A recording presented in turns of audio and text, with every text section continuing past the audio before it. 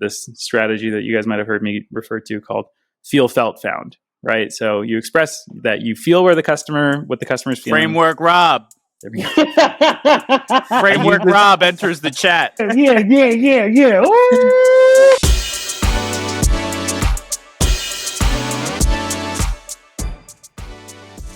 What's up, lifers, and welcome to the Daily Standup with lifetime value, where we're giving you fresh new customer success ideas like JP sneakers every single day. I got my man Rob here. Rob, do you want to say hi? What's up, lifers? And we've got JP here. JP, can you say hi? What's up, MFers? Monday through Friday. Woo! Woo! And I am your host, the Chief MFer. My name is Dylan Young. JP, tell me what you got today. Hey, every once in a while, we got to see what's on our mind. And I'm going to say, what's on my mind today, we have a lot of conversations in CS. And one of those things that we often talk about is empathy. I'm sure you hear about empathy, emotional intelligence, all that stuff all the time. And I think that on this show, we really like to be realistic about things, right? You got three of the realest CS individuals in the room right now. Three of the realest ones. All right? Whatever that means. Yeah. Inbox 25 all day. You know what I mean? So I feel like we want to have a more nuanced discussion. That's that key word. More nuanced discussion around empathy. We want to talk about it in an actionable way instead of the soft puppy dog way that I think sometimes, and I love soft puppy dogs. Don't get me wrong. I love soft puppy dogs. I love hot dogs. I love all kinds of dogs. But today, we want to talk about how do you, I don't want to say operationalize empathy, but I want to say how do we use empathy in a way that is more maybe tactical in a way that really serves us in customer success. Because I do think it's true. We do leverage empathy. It's more just like the nuance around how we discuss it that I think sometimes can be a bit shallow or vague. Who wants to start? Come on. Come on with it. Everybody knows my thoughts on empathy. So I'm going to let Rob. Oh, that's a cop-out. Come on. Tell the people, Dylan. Tell the people how it's your lowest ranked skill. No, yeah, exactly. Yeah. The bottom of the Clifton Strengths barrel. But what I think, I've come around to empathy because I had a conversation a long time ago on this podcast with somebody who said, we were talking about it in the context of relationships, where it's the ticket to ride. Because I'm a big fan of like, brother, it doesn't matter if you're best friends with the person. If the dollars and cents don't make sense, then you're going to be out the door. That's just the way it goes. That's the way business works. Yeah. But in order to have difficult conversations, in order to get in certain rooms to have conversations, relationships are super important. And I do believe in the power of empathy to help build relationships, talking about people's families, the struggles they deal with personally, their aspirations within their career. Those are all ways that I have, I want to say weaponized because it almost sounds nefarious, like I've got an end in mind I'm trying to reach. But I think that's just how you deal with people, even internally. That's why I don't even know that it's a customer success conversation. I've used a lot of empathy to talk with my product guys, with my sales guys about what it is they're trying to accomplish. What are their dreams and customers? Yeah, but my point is it's a method of connecting. It's not I think I hate the conversation of empathy and customer success because we say, I just want to help people. Well, in this day and age in customer success, that's a load of crap. That doesn't get you a job.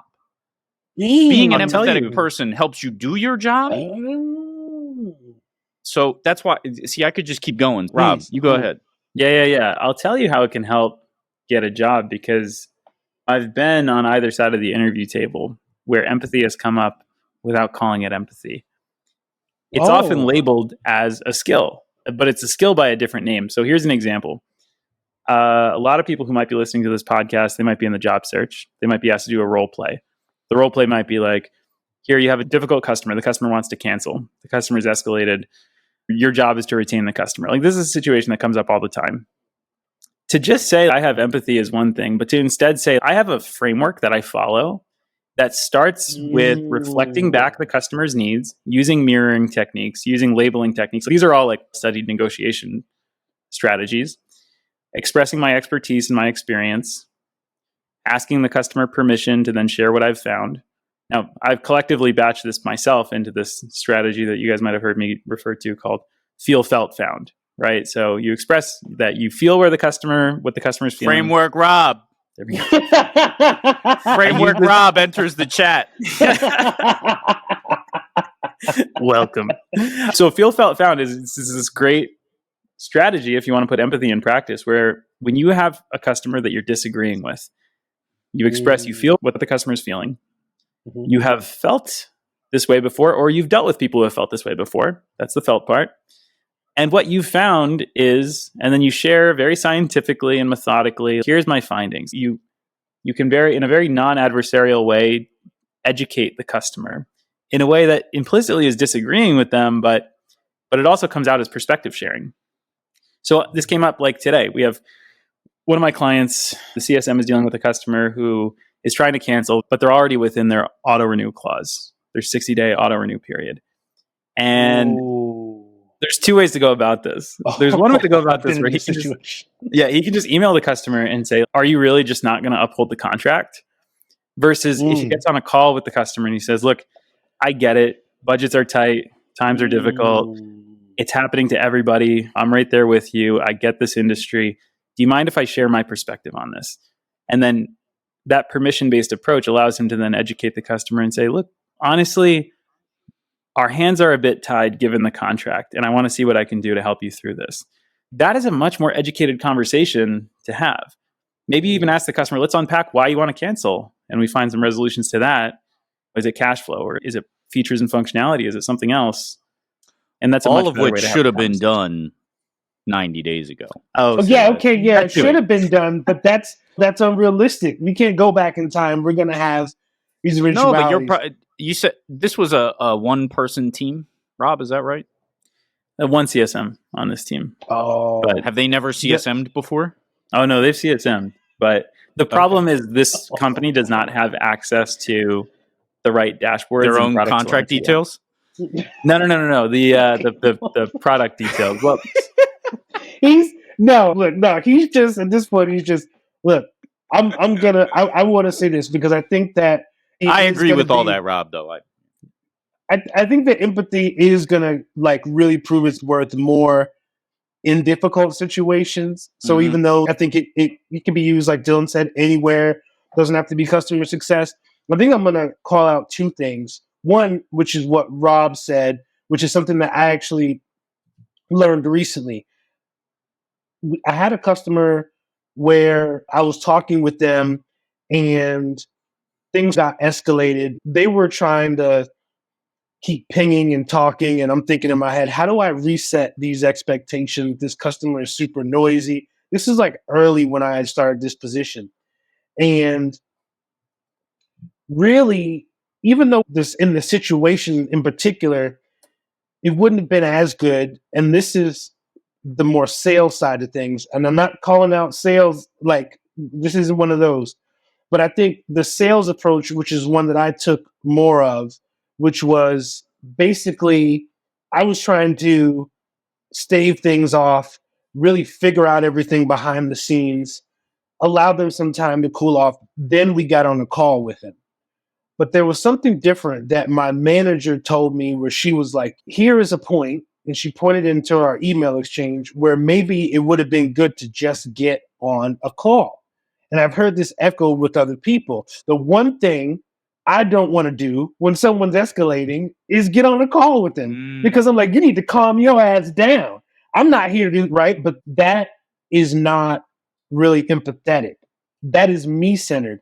Empathy helps me get out of my own way. The tactical thing is to get on the call. That takes the courage. That takes the ability to step out of myself and say, okay, I represent this company here and I'm willing to do this. The other thing that I'll quickly call out is I had a situation where there was another very annoying customer. And it just seemed like the onboarding, things are just dragging behind, right? I'm getting disjointed emails and it's like, it's really weird. I come to find out they have a lot of internal dysfunction. Now, this is something you may not be able to know necessarily on the surface. You can't assume, but through talking to sales and sort of looking back on things, we realize there was actually a lot of internal dysfunction. Have I been working for a company where there's a lot of internal dysfunction? Never. And how does that come out on the other side, right? In that situation, even though the customer is annoying, I can find empathy for their situation, right? And that begins to change the framework for the way that we engage each other. It's good. I think at the end of the day, it's about taking every single scenario and teasing it apart, looking in your toolbox and deciding what's best. It is not, oh, I'm an extrovert, so I'll be really good at CSMing, or I really care about people. I like to volunteer at the hospital on the weekends, which is a great thing, by the way. Like I'm being hyperbolic here. So I'd be a great CSM. It's that sort of stuff we got to get away from. And we got to get towards understanding how we actually use these skill sets. Because I agree with you guys that they're absolutely, I didn't used to, similar to you, JP. Anyway, that's our time, guys. I'm sure we'll be talking about this within another 30 days. So look forward to it, lifers. We'll talk to you soon.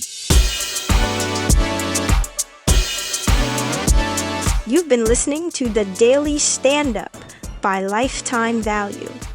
Please note that the views expressed in these conversations are attributed only to those individuals on this recording and do not necessarily reflect the views and opinions of their respective employers. For all inquiries, please reach out via email to dylan@lifetimevaluemedia.com. Find us on YouTube @Lifetime Value and find us on the socials @Lifetime Value Media. Until next time.